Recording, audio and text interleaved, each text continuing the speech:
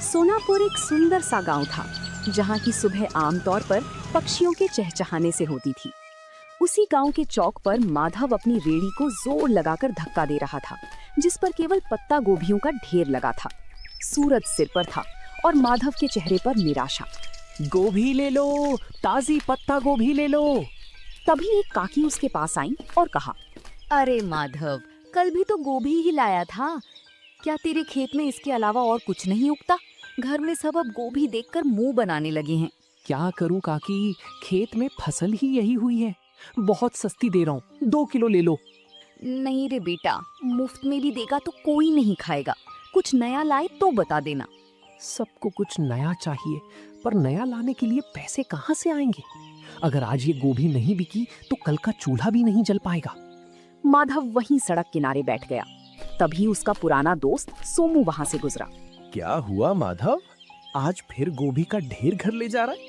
हाँ सोमू, कोई भी इसे खरीदने को तैयार नहीं है।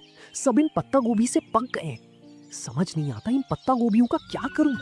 भाई तूने शहर में कुछ समय उस दुकान पर काम किया था ना, जहां लोग इसी गोभी को बारीक काट कर कुछ सफेद पोटली जैसा बनाते थे। क्या नाम था उसका? मोमोस? हाँ सोमू, वो लोग पत्ता गोभी का ही इस्तेमाल करते थे। सोमू की बात माधव के दिमाग में घर कर गई थी।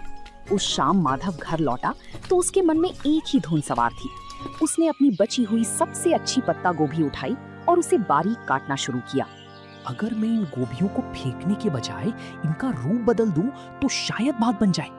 मैदा घर में थोड़ा पड़ा ही है। वो रसोई में मसालों के साथ कुछ प्रयोग करने लगा। खुशबू फैलने लगी तो उसका पड़ोसी करीम चाचा अंदर आए। माधव मियाँ, ये कैसी खुशबू आ रही है? आज क्या कोई दावत की तैयारी है? आइए चाचा, दावत तो नहीं पर एक कोशिश कर रहा हूँ। ये देखिए, मैंने इन गोभियों को मसालों के साथ पकाकर इस मैदे की लोई में भर दिया है। अरे ये तो छोटी छोटी सफेद पोटलियां लग रही हैं। इन्हें तेल में तलोगे क्या? नहीं चाचा, इन्हें बस भाप में पकाऊंगा। ये बिना तेल का खाना होगा, जो गांव वालों के लिए बिल्कुल नया होगा। बिना तेल का? क्या लोग खाएंगे? यहाँ तो सबको तला भुना पसंद है। स्वाद अच्छा हुआ तो सब खाएंगे चाचा। बस दुआ कीजिए कि ये भाप में ठीक से पक जाए।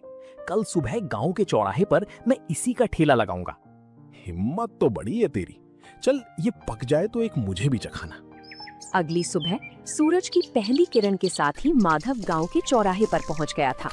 उसने अपनी रेड़ी के एक तरफ कटी हुई पत्ता गोभी रखी थी और दूसरी तरफ पीतल के एक बड़े बर्तन से भाप निकल रही थी। गांव के लोग जो रोज माधव को गोभी बेचते देखते थे, आज रुक रुक कर उसे ताकने लगे।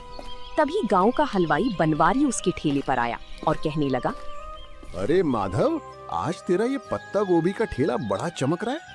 ये बड़े बर्तन में क्या उबाल रहा है भाई? सुबह सुबह चाय बना रहा है क्या? नहीं बनवारी भाई, ये चाय नहीं है, इसे मोमोस कहते हैं। शहर का बड़ा मशहूर नाश्ता है। आज पहली बार अपने गांव में लाया हूँ। मो क्या? नाम तो बड़ा अजीब है, पर खुशबू बड़ी सौंधी आ रही है। इसमें डाला क्या है? वही अपनी ताजी पत्ता गोभी है भाई, बस बनाने का अंदाज नया है। ये देखिए, साथ में ये लाल चटनी भी है। तभी गांव का एक बुजुर्ग उसके पास आया और उसने कहा, बेटा, ये दिखने में तो बड़ा कोमल लग रहा है। क्या ये बुजुर्गों के खाने लायक है? मेरे दांत अब सख्त चीजें नहीं चबा पाते। बाबा, ये तो मुंह में जाते ही घुल जाएगा। ये भाप में पका है, बिल्कुल रूई जैसा नरम। आप बस एक बार जरा सा चक्कर देखिए। बुजुर्ग ने एक छोटा सा टुकड़ा चखा। पूरा चौराहा शांत हो गया। सब बुजुर्ग के चेहरे के भाव देख रहे थे। जैसे ही बुजुर्ग ने मोमोज का टुकड़ा चबाया, उनके चेहरे पर एक बड़ी सी मुस्कान फैल गई।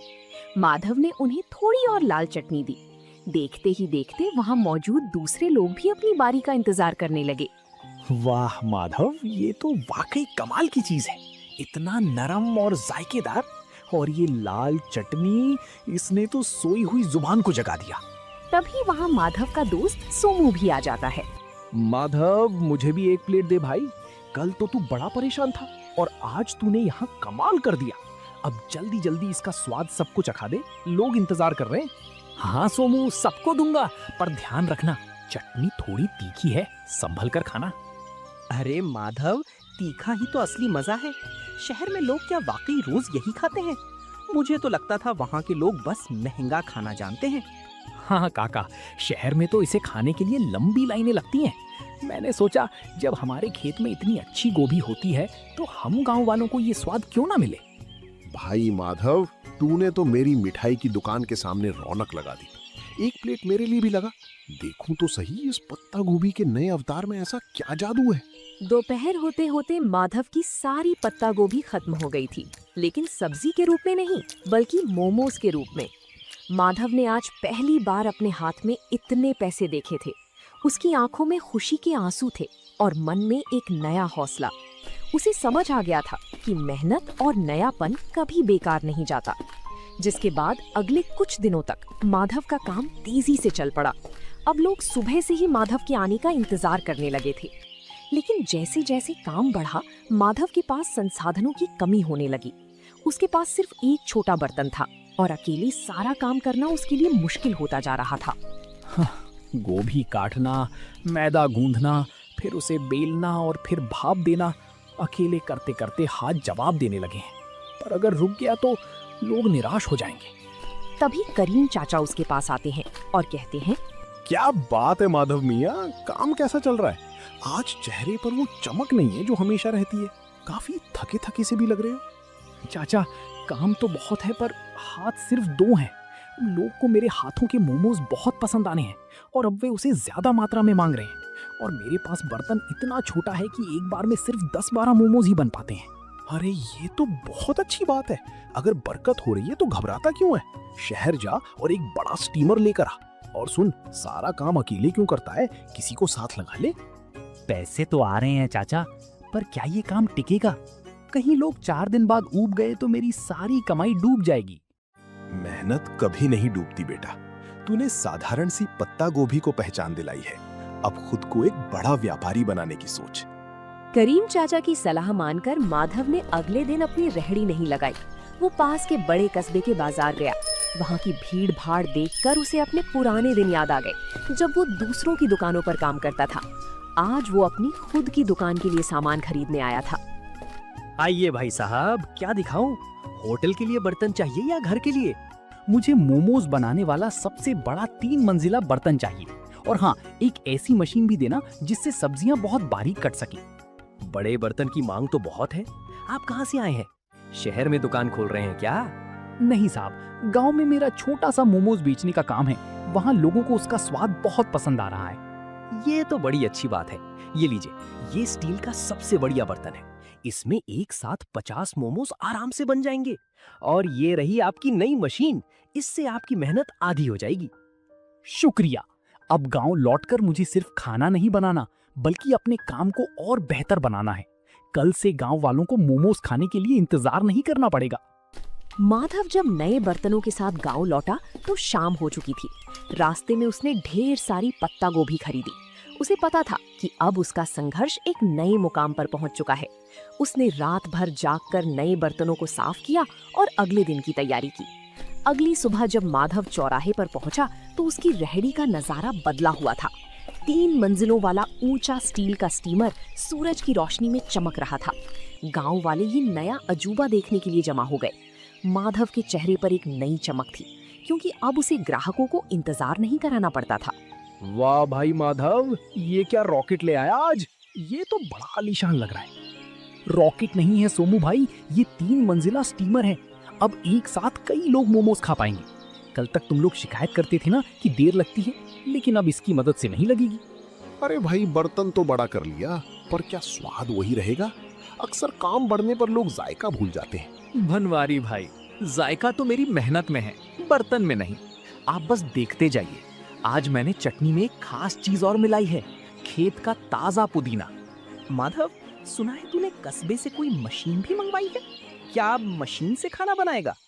नहीं काका, मशीन सिर्फ सब्जियां बारीक काटने के लिए है। मेहनत तो अभी भी इन हाथों की ही रहेगी। मशीन से बस मेरा समय बचेगा ताकि मैं आप सबको गर्मा गर्म खाना खिला सकूं। उस दिन माधव की रेहड़ी पर इतनी भीड़ थी कि गांव का मुख्य रास्ता जाम होने लगा। माधव बड़ी फुर्ती से हाथ चला रहा था। वो पत्ता गोभी की फिलिंग भरता, उन्हें आकार देता और स्टीमर में सजाता। कुछ ही मिनटों में भाप के साथ मोमोज तैयार हो जाते। तभी गांव के पटवारी जी अपनी गाड़ी से वहां रुके। माधव, ये क्या शोर मचा रखा है तुमने? पूरा गांव यहीं जमा हो गया है क्या? प्रणाम पटवारी जी, कुछ नया शुरू किया है। ये पत्ता गोभी के मोमोज हैं। आप भी जरा चक्कर देखिए, फिर बताइएगा कि गांव में ये कैसा लग रहा है। पटवारी जी ने जैसे ही एक निवाला खाया तो उन्होंने कहा, वाकई मैंने शहर में कई जगह के मोमोज खाए हैं, पर तुम्हारी ये पत्ता गोभी की फिलिंग और ये देसी पुदीने वाली चटनी, इसका कोई जवाब नहीं। तुमने तो कमाल कर दिया। शुक्रिया साहब, बस सोच रहा था कि अपनी गोभी को फेंकने से अच्छा है उसे इस तरह लोगों तक पहुंचाया जाए।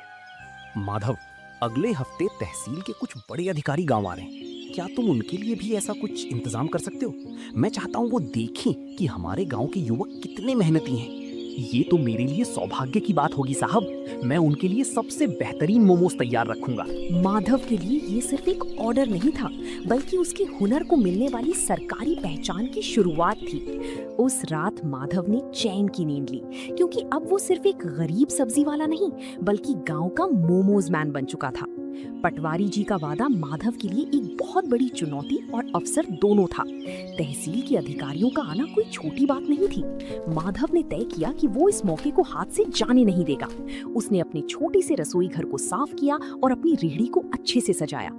माधव बेटा, कल का दिन बहुत बड़ा है। सुना है शहर से बड़े साहब लोग आ रहे हैं। क्या तूने सारी तैयारी कर ली? हाँ चाचा, मैंने आज सुबह ही खेत से सबसे ताजी और कोमल पत्ता गोभी तोड़ी है। मैं नहीं चाहता कि स्वाद में जरा भी कमी रहे, बस थोड़ा डर लग रहा है। डर कैसा? तूने तो पूरे गांव का दिल जीत लिया है। वो तो फिर भी बाहर के लोग हैं। बस अपनी सादगी और सफाई का ध्यान रखना। सोमू, तू कल मेरी मदद करेगा? मुझे प्लेटें लगाने और पानी पिलाने के लिए किसी भरोसेमंद इंसान की जरूरत होगी। तू चिंता क्यों करता है भाई? मैं सुबह ही पहुंच जाऊंगा। हम दिखा देंगे कि हमारे गांव का स्वाद किसी बड़े शहर के होटल से कम नहीं है। दोपहर का समय था। तहसील के अधिकारी अपनी गाड़ियों से गांव की चौपाल पर पहुंचे। पटवारी जी ने गर्व के साथ माधव की रेहड़ी की ओर इशारा किया। माधव के चेहरे पर एक विनम्र मुस्कान थी। उसने बड़ी ही सफाई से अधिकारियों के सामने गर्मा गर्म मोमोज परोसे। पटवारी जी, मैंने सुना था कि यहाँ का कोई युवक बहुत अच्छा काम कर रहा है।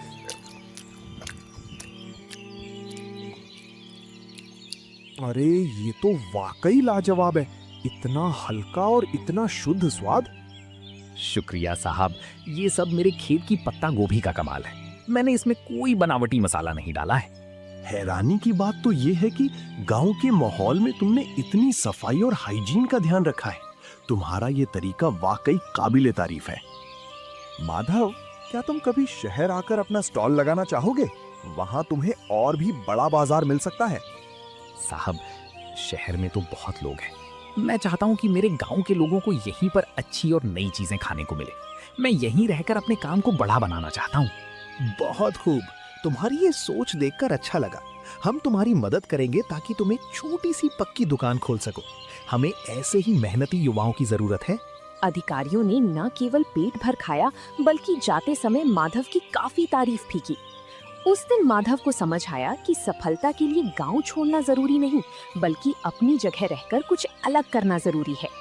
अधिकारियों की मदद और अपनी मेहनत की कमाई से माधव ने आखिरकार गांव के मुख्य चौराहे पर एक छोटी सी पक्की दुकान किराए पर ले ली। अब उसे धूप और बारिश में रेहड़ी खड़ी करने की चिंता नहीं थी। उसने अपनी दुकान का नाम रखा माधव का देसी जायका। दुकान की दीवारों पर उसने खेत और गांव के सुंदर चित्र बनवाए थे। अरे भाई माधव, अब तो तू सेठ बन गया। इतनी सुंदर दुकान और वो भी गांव के सबसे मुख्य मोड़ पर। अब तो हमें बैठने के लिए कुर्सियां भी मिलेंगी। सेठ नहीं बनवारी भाई, बस आप सबका प्यार है। दुकान पक्की हो गई है तो क्या हुआ, स्वाद तो आज भी वही मिट्टी से जुड़ा रहेगा। आइए, आज उद्घाटन के दिन पहली प्लेट आप ही के नाम। माधव मियाँ, देख रहे हो, जहाँ तू कभी गोभी का ढेर लेकर उदास बैठा रहता था, आज वहाँ तेरे नाम की धूम मची है। मैंने कहा था ना, गोभी को पहचान तूने दी है। चाचा, ये सब आपकी बातों का ही असर है। अब मैंने सोचा है कि मैं गांव के 2 और बेरोजगार युवकों को यहाँ काम पर रखूंगा। उन्हें मैं खुद ट्रेनिंग दूंगा ताकि वो भी अपना हाथ साफ कर सकें। बहुत नेक ख्याल है बेटा। तरक्की वही है जो सबको साथ लेकर चले।